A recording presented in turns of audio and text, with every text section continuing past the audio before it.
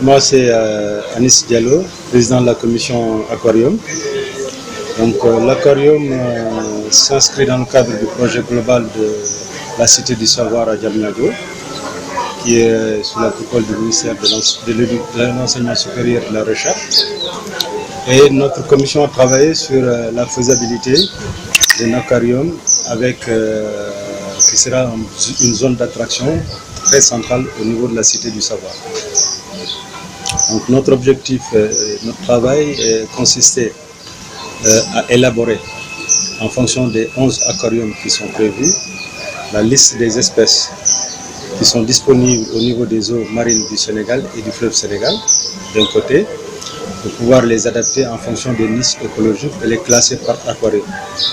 Le second aspect aussi, c'était de voir sur les espèces importées d'aquarium, quel type d'espèces on pourra avoir, avec tout en ayant en arrière-plan la capacité de les reproduire en écloserie à côté pour le remplacement progressif de ces espèces-là, parce que c'est des espèces et tout ce qui vit n'a pas une durée de vie éternelle, donc il peut y avoir des mortalités ou bien des renouvellements de stock.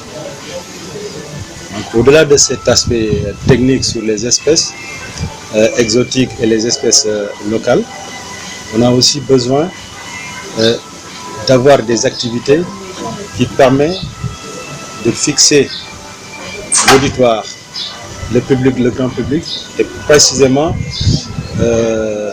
les élèves, les étudiants, pour susciter en nous la vocation scientifique. Et de notre côté, on veut les susciter à certains aspects, à s'intéresser à la vie marine, à la vie aquatique de façon globale.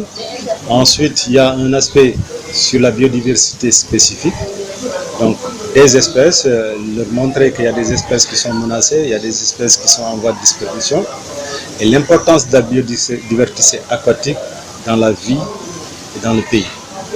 Et en même temps, on va concevoir des fiches didactiques pour les informer, pour les sensibiliser à la gestion des océans, à la pollution de l'environnement. Parce que beaucoup pensent que la mer, vaste qu'elle est, elle peut être assujettie à n'importe quel déversement de poubelle.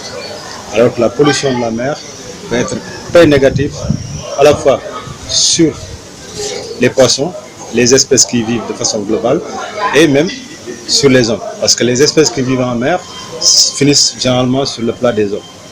Et ça, c'est intrinsèquement lié. Et n'oublions pas aussi que la mer occupe les 2/3 de la Terre, et la mer est intrinsèquement liée au changement climatique. Donc le climat qui se passe sur Terre est fortement lié au changement et à la dégradation des conditions de l'environnement.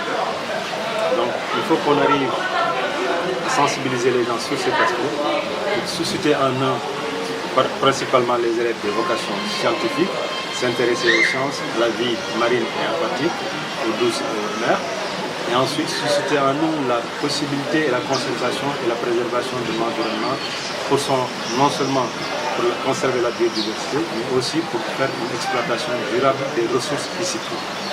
Parce qu'il faut travailler pour que, ultérieurement, les générations futures puissent avoir accès à ces ressources présentes actuellement. Donc, c'est tous ces aspects que l'aquarium va magnifier et traduire ça sous des formats très simples et très accessibles pour pouvoir faire susciter une bonne ambiance, une bonne attraction au sein de la Cité du Savoir, pour que progressivement les gens puissent venir visiter, découvrir, s'intéresser à la vie aquatique, s'intéresser à la science de façon globale, et maintenant, en termes d'étudiants, d'élèves, donc les pousser vers ces filières scientifiques, parce qu'il nous faut ça pour le développement du pays. Tu sais, dans le développement d'un pays, il n'est pas dit que si vous êtes à un stade, vous ne devez pas aspirer à un meilleur stade. Il y a des problèmes ponctuels qu'il faut résoudre, et il y a l'avenir, et comme le dit le Wolof, donc il faut prévoir l'avenir. Et l'avenir, c'est quoi? C'est poser les jalons de développement qui puissent permettre aux générations futures d'avoir les bases d'un développement. Et la base du développement dans le monde actuel, c'est le savoir. Et le principal savoir, c'est la science. En fait, on parle de science, mais dans la vie, tout est science. Même se déplacer en voiture, chercher la route, son chemin en tête, c'est une recherche, c'est une science. Donc tout est question de science, tout est question de recherche. Donc il faut que le capital humain soit valorisé. Pour valoriser ce capital humain, on les incite à aller dans ces filières techniques, scientifiques, technologiques, qu'ils puissent maîtriser, avoir le savoir-faire, le savoir, la connaissance, pour pouvoir générer ça, des outils de développement pour le pays. Donc c'est ça la science. Il faut qu'on suscite nos étudiants vers les sciences et la technologie parce que c'est là où se situe l'avenir de demain. L'aquarium, contrairement aux premières pensées, ce n'est pas une chose simple comme un jardin botanique. Donc il y a tout un système à mettre en place. C'est des animaux vivants qui sont dedans.